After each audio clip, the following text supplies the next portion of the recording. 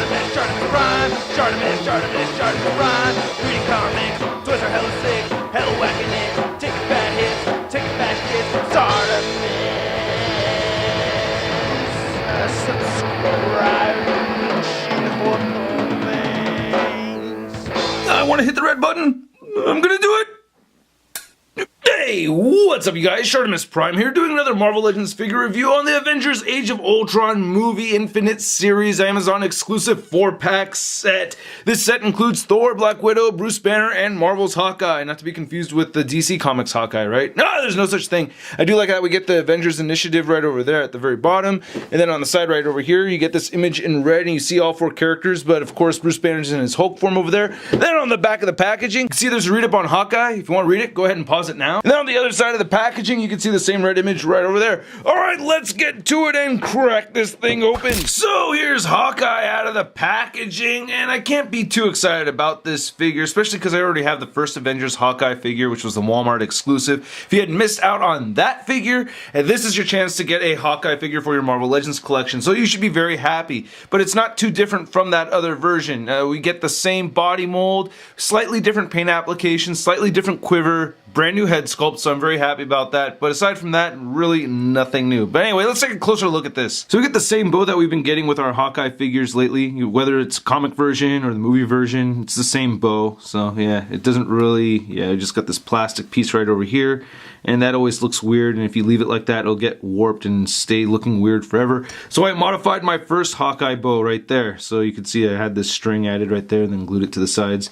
So this has been working out pretty well for me. You could try something like that if you wish. And then looking at the quiver, it is slightly different from the first movie Hawkeye version that we had gotten. When this first came out, it was just flat right over here. I modified this and drilled some holes into it right there and then added some Series 7 arrows, just because I was just really bothered by it not having any arrows in it. But this one certainly does have the arrows sticking out, and you get an added sculpted little part right over here. As you can see on the top, this doesn't have that little band thing going around there.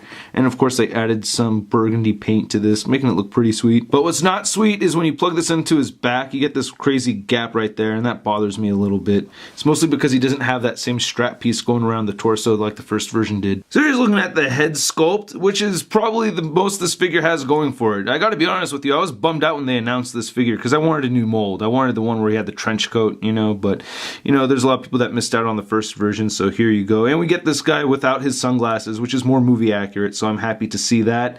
I think the sculpt looks pretty good. I don't think they nailed the likeness of Jeremy Renner with this. It looks like him a little bit, but not all the way. It's like almost there. Some of you are going to say, like, it didn't look like him at all. It looks like him a little bit. I can see Jeremy Renner in there. I just don't think it's dead on. And speaking of not being dead on, this paint right here just bled right over there on the forehead. Get some nice sculpted wrinkles on the forehead though that look pretty good. And I like that the eye paint came out pretty clean. So aside from that hair and over there with the hair, it looks pretty good with the paint. So I'm happy about that because the head sculpt is probably the best part of having this figure. Then the hair doesn't have any shadowing effect or anything like that. We did get a textured effect with the original one. So you can see right there we do get color variation. But yeah, this guy, no. I guess this is our new Matt Murdock head sculpt. I'll be waiting for that figure. And then if you look at the torso over here, you can see that it's slightly different than this one. This has the strap going around it, which kind of covers up that little patch that or that little space that we had on the back over there, so that's why we have that. They did still apply the silver coming down right here. You get no Avengers A or SHIELD logo. This did not have so much of the glossy paint right there on this section. This has a glossy black paint. The flesh tone is slightly different, but very similar. So yeah, they're very similar in that regard. This left hand has that purplish color right there. This one just has more of a burgundy color. So you could really see the color differences between the two figures right over here, So I guess this darker look looks pretty cool.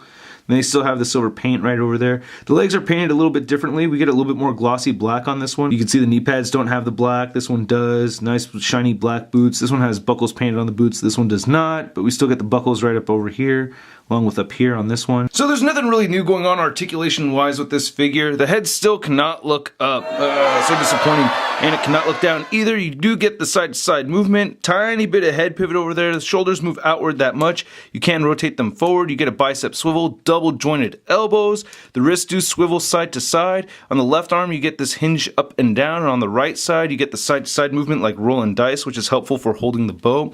You get this really weak diaphragm joint over here, which I do not like. I just just can't stand this thing. You get some pivot right over there. It does rotate side to side. Barely any crunching, man. That is so frustrating. Yeah, you do get these big old ball jointed hip joints right here. You can move outward that much. It doesn't kick as much forward as I'd like him to, though. That's a bit frustrating. Moves back, none. And then you get the upper thigh swivel. Double jointed knees, and then the ankles do move down. They move upward only a tiny bit, and he does have ankle pivot. So here's the two movie Hawkeyes side by side, and I noticed a couple of details here that they actually improved upon with this one. For instance, the hinge right here on the left hand, that is black as opposed to a flesh colored hinge right over there. I remember complaining about that before. And to see some head swap action, and there that is. So I'm thinking this is my ultimate Hawkeye figure right over there. I just think this looks so much better now. And then to compare this Hawkeye figure to some other Age of Ultron figures, we have AOU Captain America, Mark 43 Iron Man, and the Ultron Build-A-Figure. And then here's Hawkeye next to the Marvel Legends Big Time Letdown Spider-Man. So Hawkeye, you and Black Widow, Budapest, what happened over there, huh? Got any juicy stories? You can tell your friendly neighborhood Spider-Man. Okay, look, I'll let you shoot me in the face with one of those stun arrows, but... And here's a Hawkeye figure posed pulling on his bow, and it does look strange. I don't know, and you get the arm kind of more towards the center of his torso instead of sticking away from him, so... I can't say I really like this figure a lot. I wish we had gotten a brand new mold, but who knows? We might be able to get a brand new mold in the future. There will be more Hawkeyes, right? I don't know. We'll find out. Anyway, I hope you guys liked my review. If you did, please hit the like button. Click any of these boxes over here if you want more Shart in your face. If you want to contribute to the channel, go ahead and check out the Patreon account. Follow me on Facebook, Twitter, and Instagram. And go to MarvelousNews.com for a photo gallery of images and the latest in Marvel-related news. I'll catch you guys later. Peace.